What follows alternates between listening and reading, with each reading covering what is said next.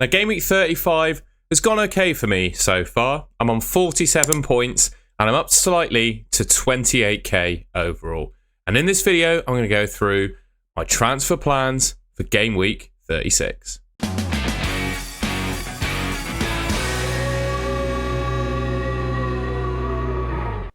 All right, so we'll start the video then by looking at how my team has gotten on in game week 35 so far.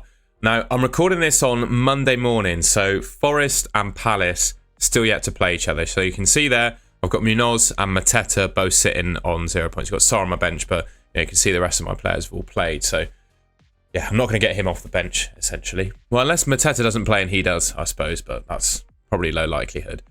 So looking at my defence, Man City obviously kept a clean sheet against Wolves, although I wouldn't say it was the most convincing clean sheet in the world, but they kept one. And I think something that Man City, well, the Man City defenders I've got benefit from is because they've got players like Nunez and O'Reilly, etc. playing. They're the only defenders in FPL that actually play. So if Man City do keep a clean sheet, they're likely to get a decent share of bonus points. And that's obviously what happened with Guardiola and Ruben Diaz. So Guardiola got 2, Ruben Diaz with the 1 bonus point. So yeah, 15 points combined for the two of them. That's nearly, a third of my total points from 2 players, basically.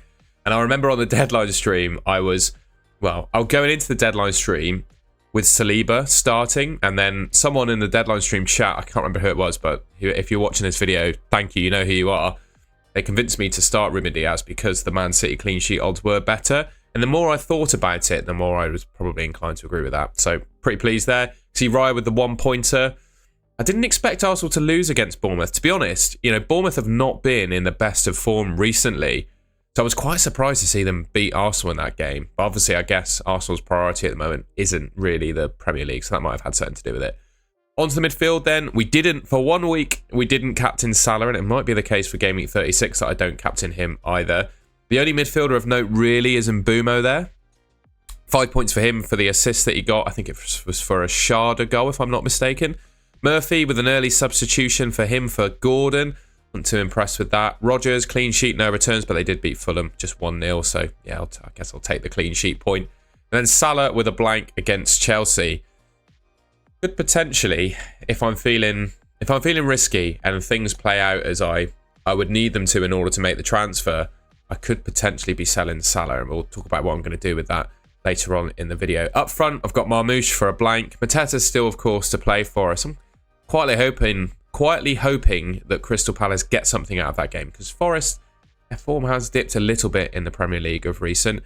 And then Isak as my captain. As we all know, it was a really tough call on who to captain for game week 35.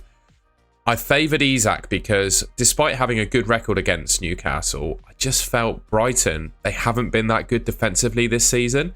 I just felt Isak would do something, and well, he did. He got a penalty. I guess he didn't really do much from open play, but the fact that he's a penalty taker means he scored the points. I think quite a lot of people, looking at the effective ownership, I think there were 4 players in my team with over 100% effective ownership, that being Marmoush, Mbeumo, Salah and Isak. So going into the game week, I actually wanted Marmoush, Mbeumo and Salah to blank, considering that I had Isak as my captain. And looking at how things played out, I don't think it went too badly for me. You can see there on my bench, Areola. Not really bothered with his 2 points versus Raya's 1. Sarr still to play.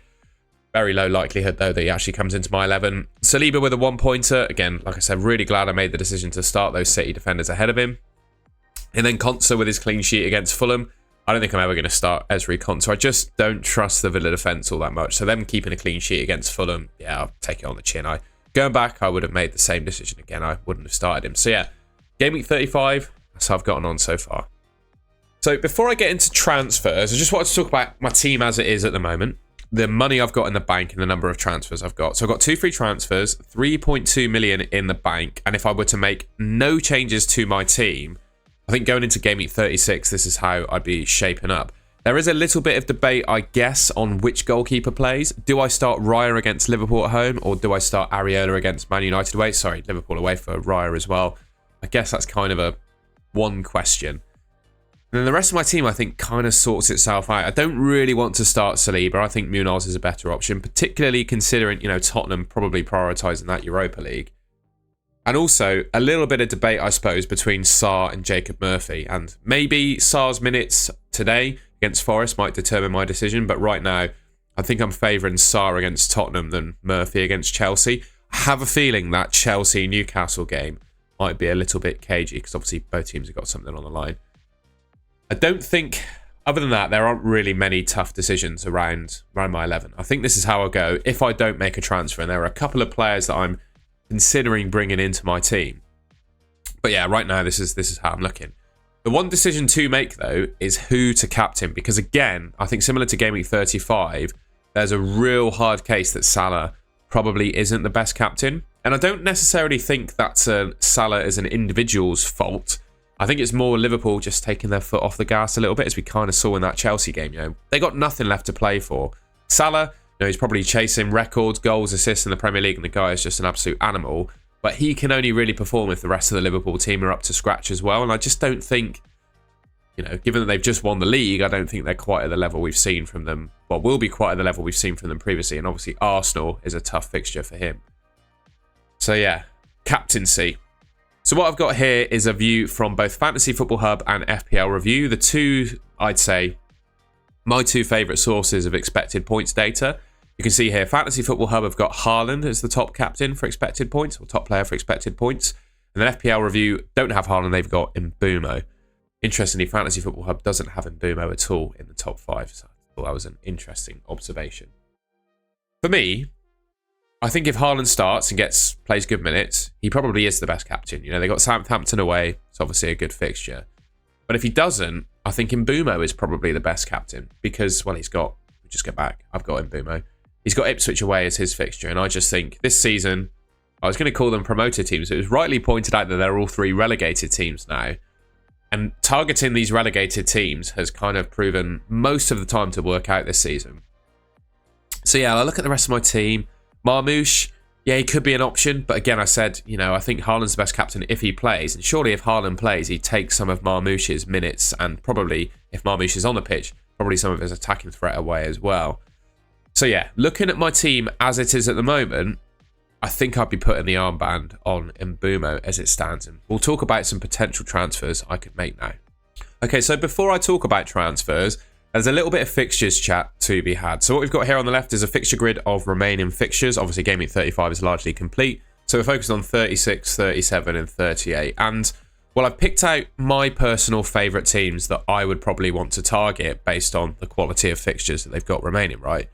Quite like Wolves, I think Brighton, Crystal Palace, Brentford, at least from an attacking perspective for Wolves, they're not the best defences in the world. I think they're good fixtures for Wolves. I think Man City have got good fixtures. Brentford, Villa, Forest and West Ham, they've all got pretty good fixtures. And without going into too much detail, because I'm going to tell you some of these players, I think most people can probably think of the options from these teams. You know, Wolves, got the likes of Cunha, Strand Larsen, Man City, potentially Haaland, who we might talk about later on in the video. Obviously, their defence, who've kept a couple of clean sheets in a row. Marmoush, Brentford, you know, their favourite players, you know, well, our favourite players from their team, and Mbeumo, Wissa, those kinds of guys. Villa, they're an interesting point of conversation because, and I don't know if it's going to be confirmed by the time this video comes out or not, but there's still a chance. This was taken on the 2nd of May. As you can see, they're on the 5th of May. And at the time of recording this, nothing's been confirmed yet.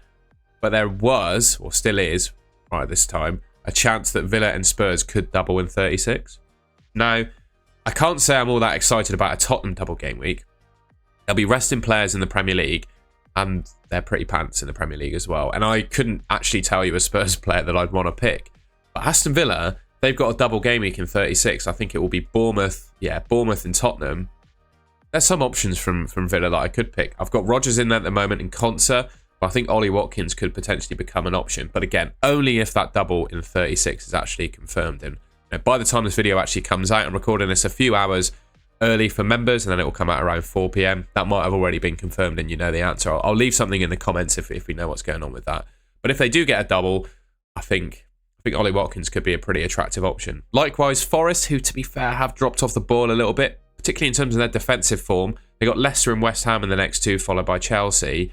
And then West Ham have got Man United. Forest, who I've just said, have dropped off a little bit defensively in terms of form. And then Ipswich, Jarrod Bowen from West Ham could be a good option to consider as well. So, yeah, in terms of the remaining fixtures, teams to target, That's kind of where I'm looking. And well, apart from maybe Wolves and probably West Ham, to be fair, the rest of the team, I don't have a bit of European football to fight for. And I quite like the idea of picking players for teams that have something left to play for and won't be on the beach or won't be resting players.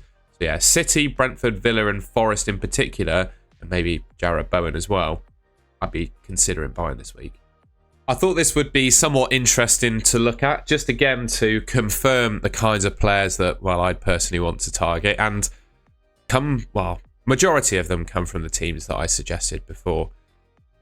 What we've got here then is a view of Fantasy Football Hub expected points for the next, 3 game weeks. It's only 3 game weeks left to go. So this is a filter of top players for expected points for the rest of the season, basically. Quite a lot of these players are already in my team, but I won't go through in detail. But some of the players I already mentioned, the likes of Cunha, Wissa, Luis Diaz is up there, but I'm not sure on his minutes, just with Liverpool having the league title wrapped up. Watkins, in Cole Palmer, who had a really good game against Liverpool, scored his penalty, could be refinding some of that confidence. I think he's just bereft of confidence, to be honest. That's why he dropped off in form, but that might change after his performance against Liverpool. And like I said, the thing I really like about teams, players to pick in FPL at the moment are ones with something left to play for. And you can definitely say Chelsea have something to play for.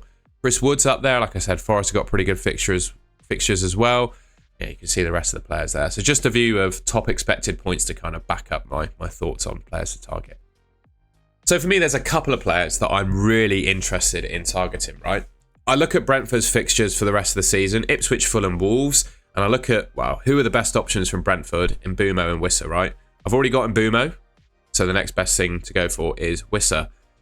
32 games, 22 attacking returns, and those next 3 fixtures. I don't think I need to say a whole lot more about Wissa. We all know how good of a player he is. We all know how well he links up with Mbeumo, and we all know how good I think Brentford are from an attacking perspective. So yeah, I don't really need to say much more about Wissa. I think he could be a good option. And when I'm looking at my team, the one player I think I could potentially get rid of is Mateta. I quite like the idea of potentially selling Mateta for Wissa, or maybe Marmoush if we get a view that maybe Haaland's going to start and take some of his minutes. And speaking of Haaland, now this is definitely a bit of a long shot, and it requires, I think, more information than we're probably going to get for me to decide on it for myself. But I think if you're chasing, again, it's pretty outlandish, right? And we probably won't get any clear information as to whether he's going to play. But I think with Liverpool slightly going off the ball, having won the league title, I don't think Salah is going to be, there's an argument that Salah might not be the best captain for the rest of the season, to be honest. I'm looking at Erling Haaland. I think I can afford to sell Salah, sell Marmoush for Haaland and then another midfielder of some description. Quite like the thought of having Haaland as a differential. Yes, he's 22% owned in the game, but a lot of his ownership, I think, will be amongst dead teams at this point. I think pretty much every active competing FPL manager, particularly around my rank, sort of in the top 50k, they're not going to have Haaland. So he's a nice differential. Like I said, I don't think I'm going to do it because, to be honest, I just doubt we'll get the necessary information to confirm that he starts. But if there's a quote from Pep in the press conference before the Southampton game to say Haaland is going to play, then I think he's a pretty attractive option with that Southampton away fixture, especially considering, the captaincy is a little bit open and in the air. It's not Salah. I don't think Salah's the best captain. So, you could sell Salah to fund Haaland, basically. That's kind of where I'm thinking. Again, not saying it's going to happen. I don't think we'll get the necessary information, but it's certainly something I'm considering, and definitely something I think you can consider if you're really chasing and trying to climb the ranks. Okay, well, that's the end of the video. I hope you enjoyed that and found it useful. If you did, please leave me a like rating. I say this in most of my transfer plans videos, but yeah, if you've got any suggestions for what you think I should do with my team, I'd be interested to know it in the comments. I always say this, but FPL is all about different opinions. If we all had the same opinions, our teams would be the same, and to be honest, they largely are the same at the moment. But our teams would be completely the same, and the game would be really boring. So if you've got a different opinion to mine, think I'm doing something stupid here, just let me know in the comments, but just be polite about it. That's all I ask. And yeah, if you haven't already, want to see more content from me, I've got some summer FPL video ideas as well. So yeah, you can subscribe to the Golden Goal channel, which should be here on your screen. Yeah. I'm starting to wonder what the hell I'm going to do with myself over the summer, to be honest. We've only got, 3 game weeks left to go this season. So yeah, I'm going to make the most of it. Oh, thank you very much for watching. That's what I should say. And I'll catch you in my next video.